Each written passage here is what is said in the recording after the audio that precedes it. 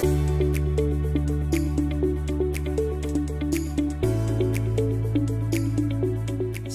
warahmatullahi wabarakatuh. Salam sejahtera untuk kita semua. Selamat pagi. Hari ini kita akan menyampaikan video terkait dengan pembelajaran. Terima kasih sudah berkenan untuk melihat video ini.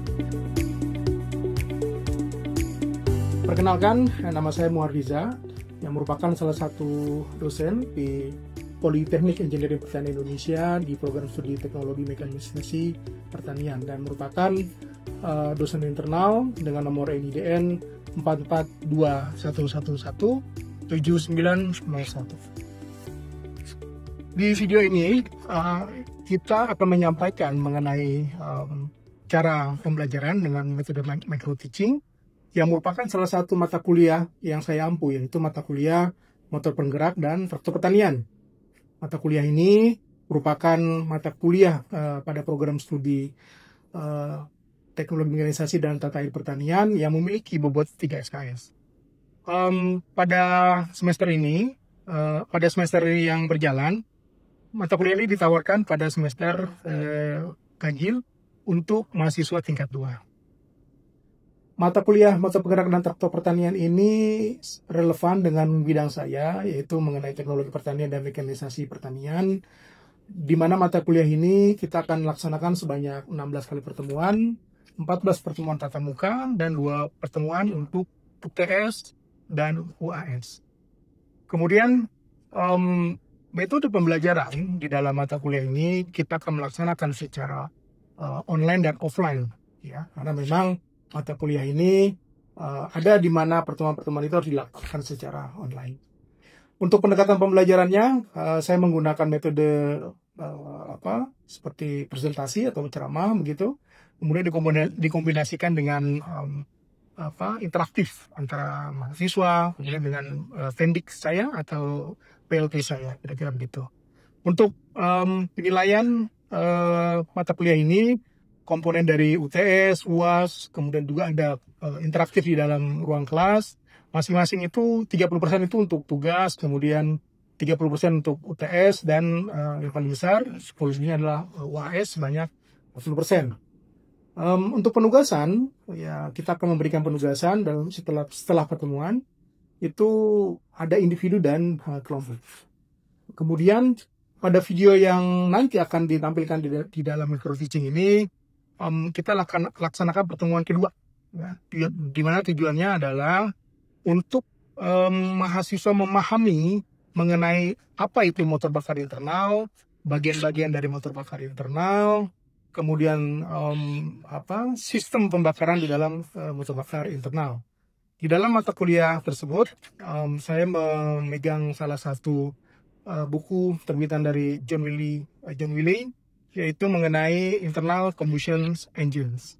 Di dalam video ini akan ditampilkan 3 metode atau 3 kegiatan. Yang pertama adalah pembukaan yang berisi pembukaan mengenai mata kuliah, kemudian disampaikan mengenai tujuan dari pembelajaran ini. Selanjutnya akan disampaikan yang kedua, akan disampaikan materi-materi terkait dengan perkuliahan, kemudian ada tanya jawab, ada diskusi, termasuk dengan penugasan kelompok. Serta nanti diakhiri dengan penutup yang berisi seperti konfirmasi, evaluasi, penyimpulan materi yang telah dipelajari, penyampaian materi yang akan dipelajari di pertemuan selanjutnya, serta penutup. Demikian perkenalan pembukaan dan deskripsi video yang akan saya ditampilkan pada hari ini. Selamat menyaksikan dan semoga bermanfaat.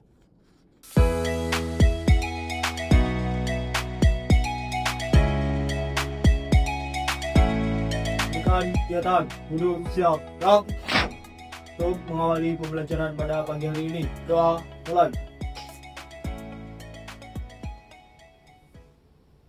Doa selesai. Duduk istirahat di tempat. Gerak. Selamat pagi, Pak. Selamat pagi, anak-anak sekalian. Baik, gimana kondisinya hari ini? Baik, hari ini kita akan menyampaikan mata kuliah mengenai satu mata kuliah kita, yaitu motor penggerak dan traktor pertanian. Tetapi saya mencoba membagi dua diskusi, yaitu mengenai motor penggerak dan anti traktor pertanian. Traktor pertanian itu tidak akan bergerak kalau tidak ada motor penggerak, dan tidak akan berguna ya. Sehingga saya menilai bahwa kalian harus lebih pemahaman dulu, apa sih itu motor bakar internal, kira-kira gitu. Sebelum lebih jauh, ada yang punya imajinasi begitu mengenai motor bakar internal? Silakan. Baik, izin memperkenalkan diri, nama saya Ciptusan, prodi TNP tingkat 1. Menurut saya motor bakar internal itu adalah sebagai sumber tenaga yang ada dalam suatu alat atau mesin tersebut untuk melakukan sebuah kinerja atau transmisi ataupun mekanisme untuk menghasilkan sebuah energi mekanisme. Betul. Bagaimana dia bisa bergerak? Dia itu bisa bergerak, bisa melalui oli lidah ataupun bisa melalui antara percikan api busi, misal motor bensin, Pak. Baik, kita akan mendetailkan lebih jauh ya. Jadi motor bakar itu, ini mana motor bakar internal ya? Internal combustion engines adalah mesin panas yang mengubah energi panas menjadi kerja mekanis. Ya. Heat energy menjadi mechanical work. Nah, kalian harus terbiasa dengan istilah-istilah bahasa Inggris. Kenapa? Karena di istilah engines ini banyak sekali istilah-istilah yang menggunakan bahasa dari bahasa Inggris, gitu ya. Jadi saya akan mencoba menyampaikan agar kalian juga memahami apa sih bagian-bagian tersebut. Oke, jadi energi dari panas itu digunakan untuk menjadi energi kerja. Ya. Nah, ini hal yang menarik. Kemudian di dunia ini motor bakar atau internal combustion engine ini apa saja? Ada gasoline atau bensin ya, kalau kita umumnya bilang. Kemudian ada solar, diesel menggunakan bahan bakar solar. Kemudian sekarang yang lagi tren gas. Begitu. Nanti ke depan ada hybrid. Kemudian ke depannya lagi ada hidrogen. Nah, ini kan teknologi kan terus berkembang. Kira-kira begitu. Tapi yang umumnya digunakan adalah bensin, diesel, dan gas. Ini yang berada di dunia pertanian. Karena kita berbicara dengan bingkai pertanian. Kemudian di dalam siklus kerjanya ada auto cycle di dalamnya. Itu ada 4 dan 2 tak. 4 tak menghasilkan tenaga, 2 tak menghasilkan tenaga. 4 langkah keluar tenaga, 2 langkah keluar tenaga. Tapi artinya ada perbedaan langkah nih Pak. Ada yang langkahnya cepat, ada yang lebih lambat. 4 berarti kan lebih banyak. Sedangkan 2 lebih cepat, langsung dapatkan power. Tapi 2 mekanisme siklus ini memiliki keuntungan dan kerugian masing-masing, atau ketantangan dan kelemahan masing-masing. Kira-kira begitu. Misalnya saja di 4 tak ini kan umumnya digunakan oleh motor-motor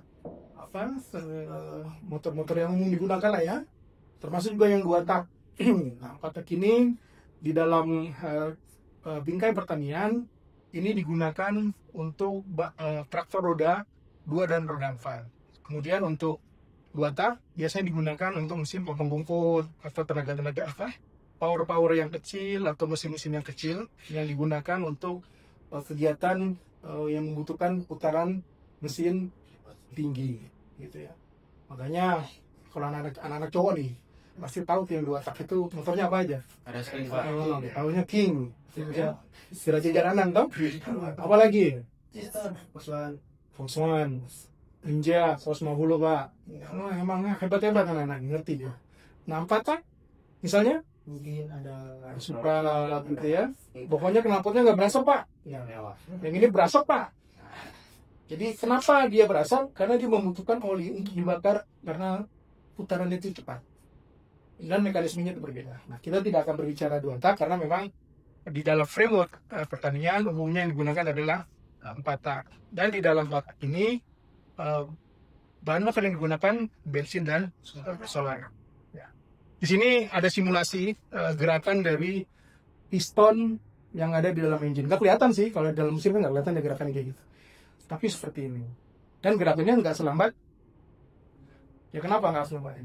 Susah, kalau terlalu cepat susah untuk diikutin. Oke ya? Baik. Di sini ada 1, 2, 3, dan 4. Itu apa itu? Maka dari izin jawab saya kapal pertama dari Kodi TV. Izin menjelaskan itu ada 4 langkah dari siklus pembakaran Pak. Jadi untuk langkah pertama itu ada langkah hisap, yang kedua ada langkah operasi, yang ketiga ada langkah usaha, dan keempat ada langkah buang. Oke, sama ya? Sama. Sama, oke. Jadi 1, 2, 3, dan 4. Coba lihat ketika 1 katup buka keluar, kalau terbuka udara yang biru ini maksudnya udara segar masuk setelah keluar dari filter ya, masuk. Kemudian kedua, 2 katup ini tertutup, kemudian ditekan atau dikompres oleh piston, karena piston dari titik mati bawah ke titik mati atas. Nah, ketika pada titik tertentu busi akan menyemprotkan, bahan bakar akan salah.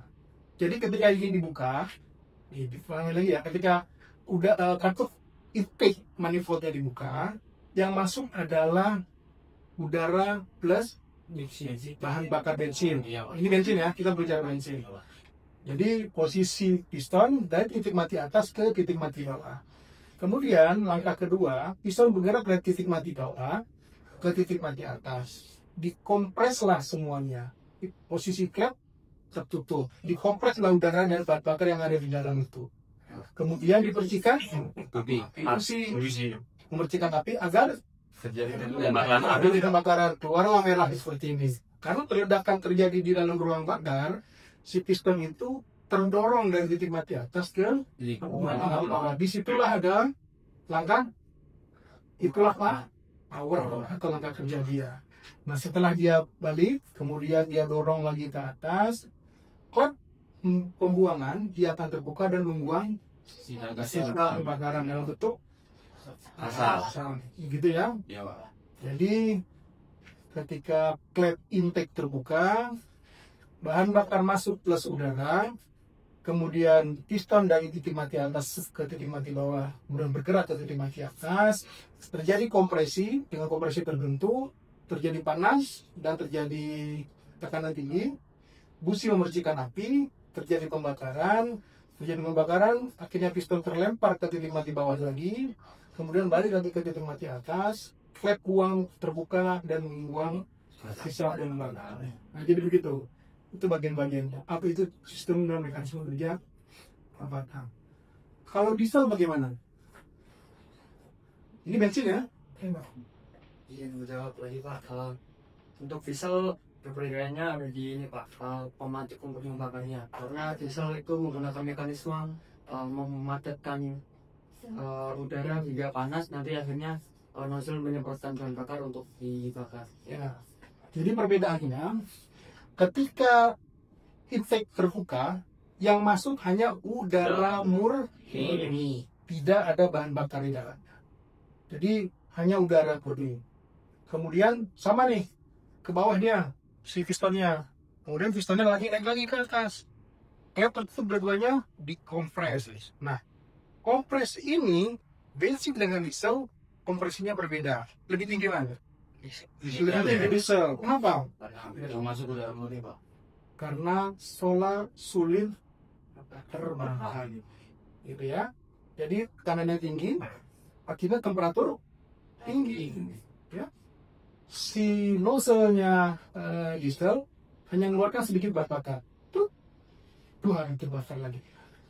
Jadi sangat-sangat kecil ya penggunaan bahan bakarnya, makanya lebih menghemat dibandingkan dengan bensin. Itu perbedaannya. Kemudian sama, terbawa ke bawah, kemudian dorong lagi ke atas, kebuang sisa pembakaran. Jadi begitu. Itu menyebabkan diesel itu memiliki getaran yang dibandingkan dengan bensin. Coba aja, misal mungkin kalau naik mobil diesel, naik mobil bensin, pernah merasakan nggak bedanya? Suara, bagian getaran, ya? Itu kan berbeda. Karena tadi tekanan yang ada di dalam ruang bakar mesin diesel itu berbeda dengan yang ada di bensin, sehingga getarannya tinggi. Durabilitasnya juga tinggi dibandingkan dengan bensin. Oke, jadi ada teman-temannya tuh, ada klep tadi saya bilang, ada piston dan sebagainya. Nanti kita akan jelaskan di slide selanjutnya. Sebelum bergerak, ada pertanyaan? Ibu-ibu? Belum? Oke, kita lanjut ya. Ini bagian-bagian.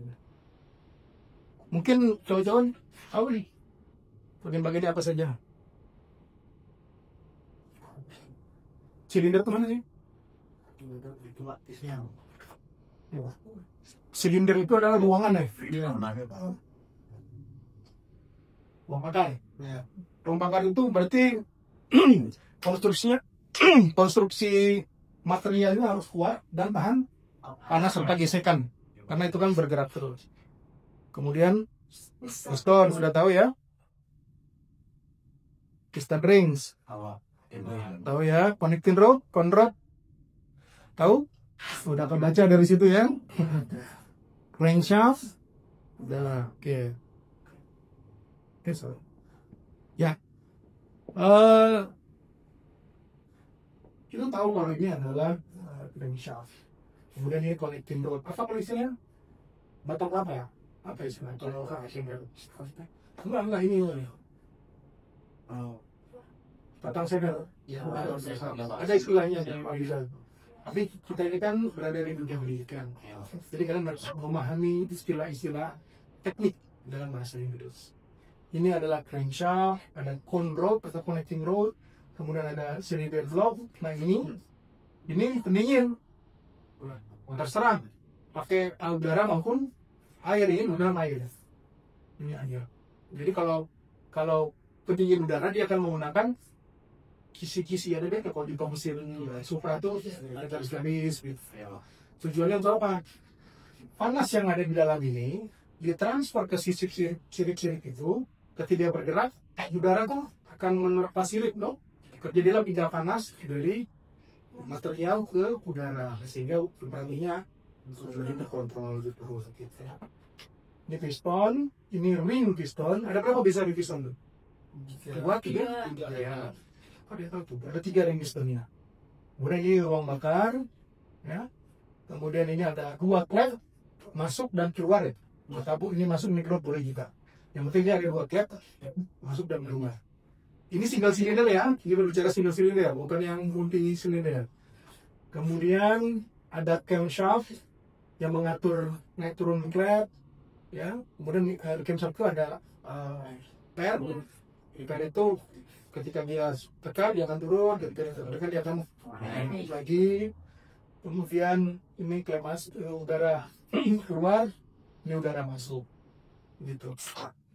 Oli ada di mana? Oli ada di bawah sini. Jadi dia di oli itu udah habis. Jadi yang diberikan pelumas adalah batang piston dengan dinding. Jadi ada ring ini supaya oli tidak naik ke belakang. Jadi dorong lagi bawah, dorong lagi bawah, dorong lagi bawah. Jadi kalau olinya yang digunakan tidak baik, maka rusak mesinnya. Kalau untuk mesin diesel, olinya spesifikasinya apa? Ada yang tahu? Kelan traktor kita, olinya pakai apa? SI berapa?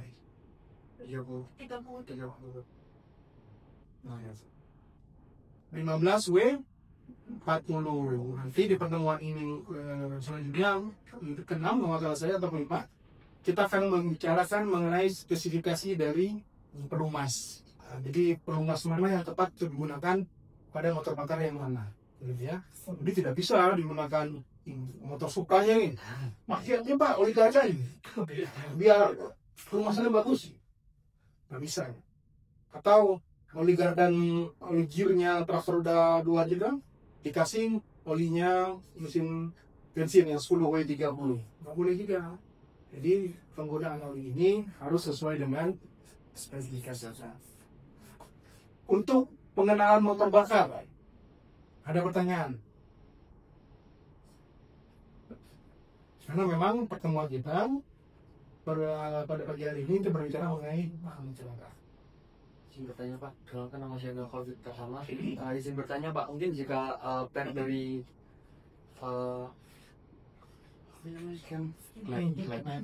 per dari klep rusak itu dampak pertama yang ditimbulkan apa ya? Nah, menarik. Ada yang bisa jawab? Izin jawab. Dalam pengalaman saya, kalau klep itu bocor atau per dari klep itu rusak, ciri-ciri pertama itu mesin empat tak mengeluarkan asap Pak. Kenapa mengeluarkan asap? Karena oli tadi itu oli dari bawah tuh merembes ke atas ke exhaust katup pembuangan Pak. Karena sisa pembakaran itu, maka oli yang dikompres kan pasti Mengandung oli. Ya, mengandung oli, maka sisa pembuangannya juga berasa Pak. Susah juga. Ada lagi, susah jelasin ya. Ada lagi yang paham. Ya, jadi kalau valve spring ini patah, klep bergerak nggak? Ini mentok nggak? Mentok kemana? Piston. Bagaimana masalahnya belum mentok? Makanya dibilang, aduh, klipnya bengkok Pak. Pernah dengar istilahnya itu? Gara-gara spring atau spring lah biasanya ya. Kalau ininya nggak mau apa noken asnya ini nggak mau balik. Jadi akhirnya si piston bertemu dengan klep. Akhirnya yang kalah klep. Kuping nggak ganti dulu kan. Tapi tetap aja bongkar kan sih. Gitu. Jadi itu kelemahannya kalau seandainya terjadi patah dari valve spring. Nah, yang disampaikan oleh Mas Muhammad tadi, kenapa terjadi oli keluar, exhaustnya berasap, biasanya posisi rintisan sudah nggak tahu, sudah tidak pas lagi, sehingga ketika terjadi proses pembakaran, ada oli yang menyelinap masuk ke dinding silinder, atau dinding silindernya sudah aus, langsung tergores. Itu karena apa? Penggunaan oli yang tidak sesuai. Tahu dulu lah, habis aja lah. Tarsok, olinya udah habis. Akhirnya ngejim, bongkar semua. Kalau udah ngejim, piston dibuang, kontrol dibuang, silinder diganti. Kerusakannya lebih parah. Gitu. Ada lagi pertanyaan? Jika tidak ada pertanyaan, saya rasa pertemuan kita cukup. Kemudian pertemuan ketiga dan keempat kita akan berbicara mengenai mesin multi silinder. Ya. Ada yang silinder ini silinder tunggal. Bagaimana kalau silindernya 2, 3, 4? Traktor roda 4 kita 4 Pak, inline segaris. Ini 1. Traktor roda 2 kita kan posisinya begitu dari depan. Cuma 1, pesannya belakang. Kalau yang combine,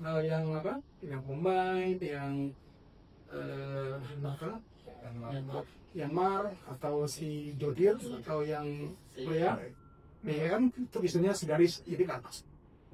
Ada silindernya satu piston 2 silinder, ada yang 4 silinder. Itu masa kini dia Pak, 1 piston 4 silinder. 250 ya? Iya. Kalau 254 silinder 250 rl. Itu juga sama, 4 silinder 16 piston.